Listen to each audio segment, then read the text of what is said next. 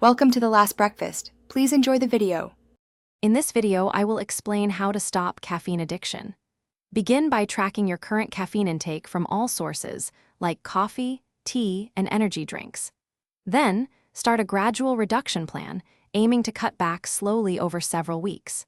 This approach helps minimize withdrawal symptoms. Try substituting some of your regular caffeinated beverages with decaffeinated versions to ease the transition.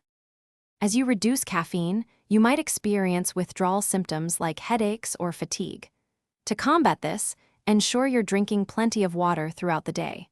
Prioritize getting 7 to 9 hours of quality sleep each night, as rest is crucial for recovery.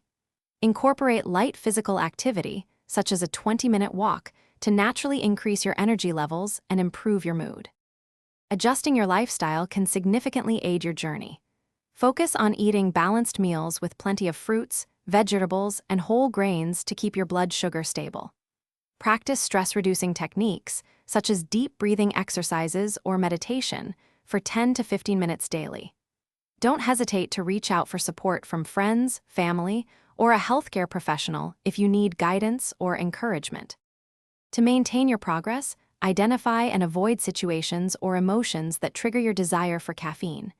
Develop new, healthy routines to replace your old ones, like starting your day with a brisk walk instead of coffee.